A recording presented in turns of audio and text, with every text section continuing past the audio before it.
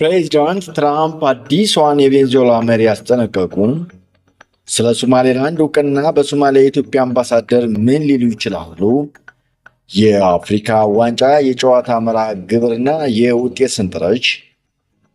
የቬንዙዌላ ፕሬዚዳንት ኒኮላስ ማዱሮ እና ባለቤታቸው በኒውዮርክ ፍርድ ቤት ሊቀርቡ መሆኑ፣ ቬንዙዌላን የሚመራት ከዚህ በኋላ ማን ሊሆን ይችላል? የሚሉትንና ሌሎች ዜናዎችን ይዘን እንመጣለን። በቅድሚያም የትራምፕ እርምጃ በዓለም ዙሪያ ላሉ አምባገነን ባለስልጣናት ምን መልእክት ያስተላልፋል የሚለውን ዜና እናያለን። ሰላም ጤና ይስጥልኝ። ይህ የተከዜ ጽሑፍ ነው።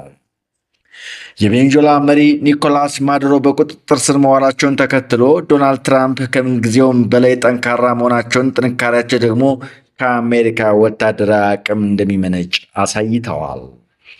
አሜሪካ ማዱሮን በፕሬዝዳንት ትዕዛዝ መሰረት ወደ ወህኒ የወረወረች ሲሆን ቬንዙዌላን ደግሞ አስተዳድራለሁ ብላለች። የአሜሪካው ፕሬዝዳንት ይህን በሀገሪቱ የውጭ ጉዳይ ፖሊሲ ላይ ከፍተኛ እንድምታ ያለውን ውሳኔ ያሳወቁት በፍሎሪዳ በሚገኘው የመኖሪያ ቤታቸው ነው። ትራምፕ ደህንነቱ የተጠበቀው ትክክለኛና ፍትሃዊ ሽግግር እስኪደረግ ድረስ አሜሪካ ቬንዙዌላን ታስተዳድራለች ብለዋል። የአሜሪካ የውጭ ጉዳይ ሚኒስትር ማርኮ ሩቢዮ ከቬንዙዌላ ምክትል ፕሬዚዳንት ዴልሲ ሮድሪጋዝ መነጋገራቸውን ቀጥለዋል። ምክትል ፕሬዚዳንቷ ከአሜሪካ ውጭ ጉዳይ ሚኒስትር ጋር በነበራቸው ውይይት የምትፈልጉትን ሁሉ እናደርጋለን ማለታቸውን ሩቢዮ ተናግረዋል። አክለውም በጣም አመስጋኝ ነበረች ብዬ አስባለሁ፣ ግን ምንም ምርጫ የለም ብለዋል። ትራምፕ በቬንዙዌላ ስለተካሄደው ወታደራዊ ዘመቻ ዝርዝር ጉዳዮች ከመናገር ተቆጥበው ማድረግ ካለብን ወደ አገሪቱ ወታደሮቻችንን ለማሰማራት አንፈራም ብለዋል። ፕሬዚዳንት ትራምፕ ቬንዙዌላን ከርቀት ሆኖ ማስተዳደር እንደሚቻል ያምኑ ይሆን? ለጊዜው ጥርት ያለ መልስ የለም። ማርኮ ሩቢዮ እና አሜሪካ የመከላከያ ሚኒስትር ኔት ሄግሴት በማር ኦላጎ ያወደሱ የሀገራቸው ወታደራዊ እርምጃ የቬንዙዌላን መጻኢ ዕድል ለመቅረጽና የላቲን አሜሪካ መሪዎችን ወደ ታዛዥነት ለማሸጋገር በቂ ይሆናል። ፕሬዚዳንት ትራምፕ እንደዚያ የሚያምኑ ይመስላልን? ማስረጃው ግን ቀላል ወይም አልጋ ባልጋ እንደማይሆን ያሳያል። ኢንተርናሽናል ክራይሲስ ግሩፕ በጥቅምት ወር የማዱሮ ውድቀት በቬንዙዌላ ውስጥ አመፅና ለመረጋጋት ሊያስከትል እንደሚችል አስጠንቅቀው ነበር። የፕሬዚዳንት ትራምፕ አዲስቷን የቬንዙዌላ መሪ አስጠነቀቁ።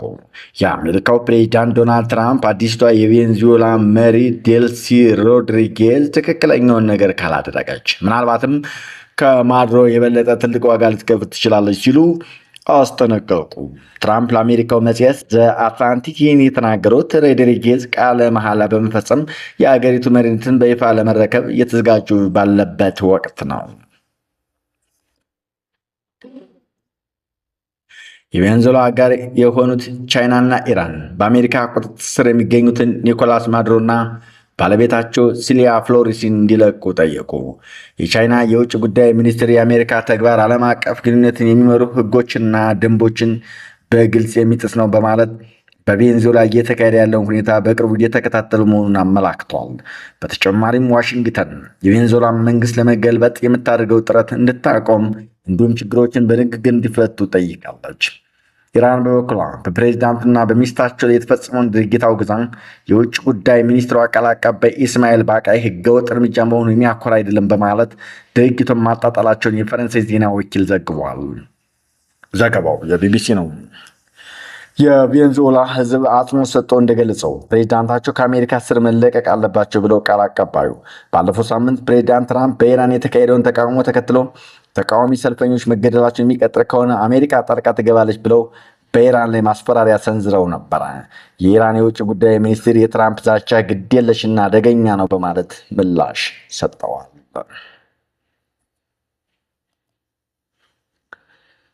የቬንዙዌላ ፕሬዚዳንት በመያዝ ወደ አሜሪካ ስለተወሰደው ዴልታ ፎርስ የምናውቀው አሜሪካ ለወራት ያቀደችውን ፕሬዚዳንት ኒኮላስ ማዱሮን የመያዝ ዘመቻ ተግባራዊ ስታደርግ ካሏት ዘመናዊ አውሮፕላኖች፣ ሄሊኮፕተሮች፣ ድሮኖችና የጦር ሰራዊት አባላት ምርጦችን ያሰለፈችው ከፊት ነበር። ነዳጅ ባለባት ስሟ የሚነሳው አሜሪካ አሁን በዓለም አቀፍ የነዳጅ ምክንያት ያላትን ቬንዙዌላን እመራታለሁ ብላለች። ከዚህ ቀደም ወዳጆቿን አስተባብራ በኢራቅ ላይ ወረራ ፈጽማ የፕሬዚዳንቷን ሳዳም ሁሴን አንገት ለገመድ ዳርጋለች።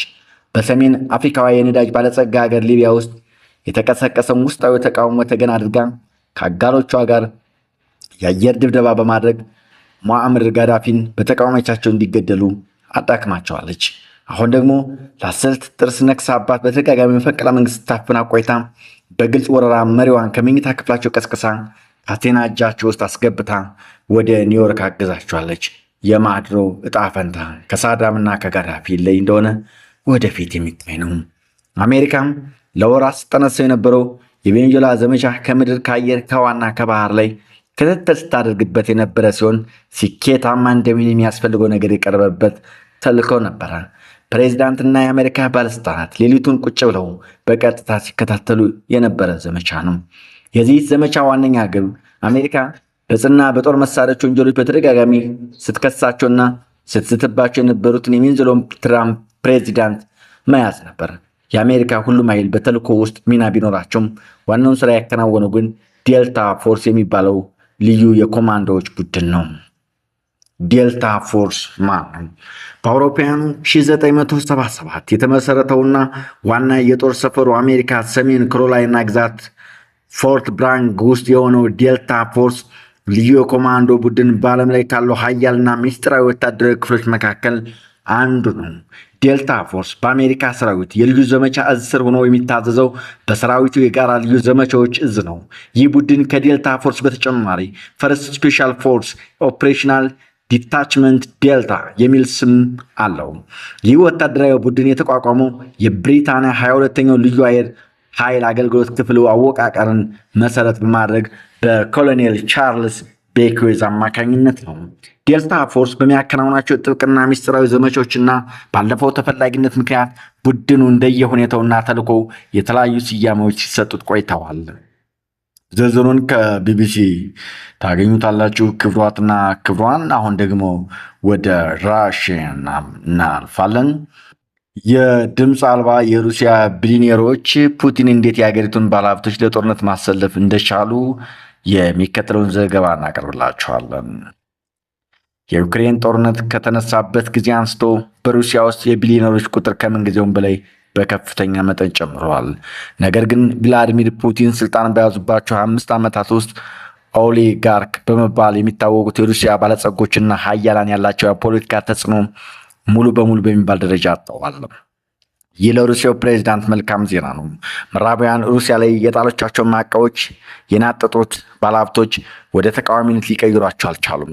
ይልቁንም የፑቲን የሽልማትና የቅጣት ካራት ኤንድ ስቲክ ፖሊሲ ድምተኛ ደጋፊዎች እንዲሆኑ አድርጓቸዋል።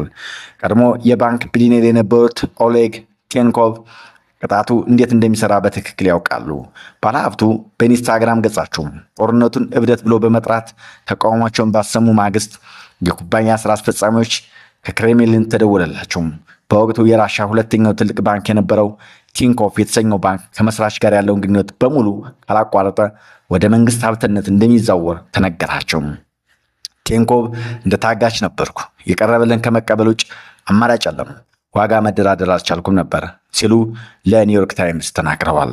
በአንድ ሳምንት ጊዜ ውስጥ በሩሲያ ሀብት መጠን 5ኛ ደረጃ ላይ የተቀመጡት የቭላድሚር ፓታኒን ኩባንያ ባንኩን መግዛቱን አስታወቀ።